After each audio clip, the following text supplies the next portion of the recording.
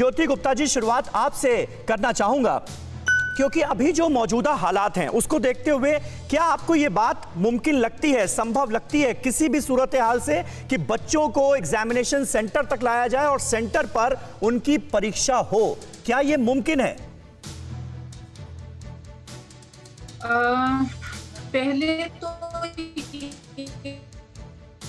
कि एग्जाम होना चाहिए या नहीं, कि ये परीक्षा है जिसके बाद बच्चों को हायर एजुकेशन में ना सिर्फ देश में बट विदेश में भी जाना होता है, तो एग्जाम कराना जरूरी है। सबसे पहले तो ये बात है। उसके बाद वेरियस तरीके ढूंढे जा सकते हैं जिससे कि हम सेफली बच्चों के इम्तिहान करा पाए। ऑलरेडी 10वीं के जो बच्चे थे, जो कि आधी संख्या होती है बोर्ड एग्जाम्स में, वो तो हम लोगों ने ऑलरेडी उनका रिजल्ट कैसे कंप्यूट करना है उसको निकाल दिया है। तो रही बात सिर्फ 12वीं के बच्चों की, तो आज इम्तिहान नहीं होने जा रहा है। आई एम श्योर कि जब ये हाई लेवल मीटिंग में सब डिस्कशन होगा तो हम लोग इस चीज का वो लोग इस चीज का ख्याल रखेंगे कि जब केसेस नीचे आ जाएंगे, थोड़ा सा सिक्योरिटी बच्चों के लिए बढ़ जाएगी, सेफ्टी बढ़ जाएगी, उस वक्त इम्तिहान कराए जाएं। और जरूरी नहीं है कि सभी विषयों में एग्जाम करवाए जाएं। कुछ एक चुनिंदा विषय जो कि मेन सब्जेक्ट्स होते हैं उसके एग्जाम्स कराए जा सकते हैं। अगर बच्चे 5 और 6 सब्जेक्ट्स जो हैं वो 12वीं में लेते हैं, तो जरूरी नहीं है कि 5 और 6 पेपर्स वो दें। वो अपने मेन पेपर्स दे सकते हैं, इंग्लिश दे सकते हैं, फिजिक्स, केमिस्ट्री, मैथ्स दे सकते हैं।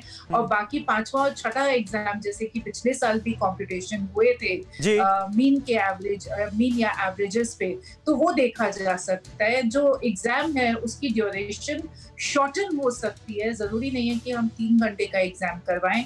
हो सकता है कि हम सिर्फ 1.5 घंटे का एग्जाम करवाने के लिए रिकमेंडेशन आए।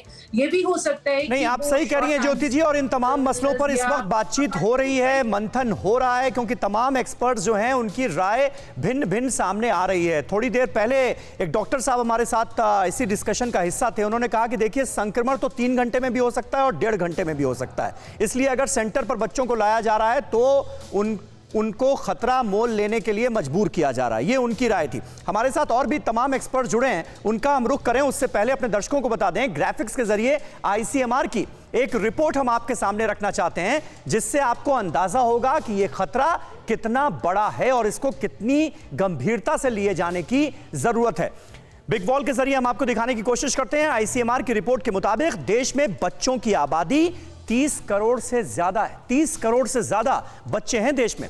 तीसरी लहर में हम सब ये जानते हैं, तमाम रिपोर्ट्स आ चुकी हैं, तमाम खबरें जो हैं इस ओर इशारा कर रही हैं कि तीसरी लहर में बच्चों पर खतरा ज्यादा है, देश के भविष्य पर खतरा है। इसलिए हमको चेत जाने की जरूरत है। 60% बच्चों पर तीसरी लहर का खतरा है। और बच्चों की जनसंख्या देश में कितनी है वो हमने आपको बताया। उस हिसाब से अगर आप कैलकुलेट कर लें तो 18 करोड़ बच्चों के संक्रमित होने की आशंका है। अगर खुदा न खास्ता तीसरी लहर आती है तो संक्रमण दर 20% होने पर 6 करोड़ बच्चे बीमार होंगे। 6 करोड़ बच्चे, 1 से 1.5% बच्चे अस्पताल में भर्ती हो सकते हैं। और दूसरी लहर में हमने देखा है अस्पतालों की व्यवस्थाएं किस तरह से दम तोड़ती नजर आईं, और वो बात थी बड़ों की। लेकिन बच्चे जो हैं, अगर उनका हॉस्पिटल में एडमिशन होता है तो दिक्कतें बढ़ जाती हैं और उनके साथ कोई ना कोई एक अटेंडेंट होना जरूरी हो जाता है। बच्चे अकेले कैसे रहेंगे, उनके लिए अलग से इंतजाम करना होगा।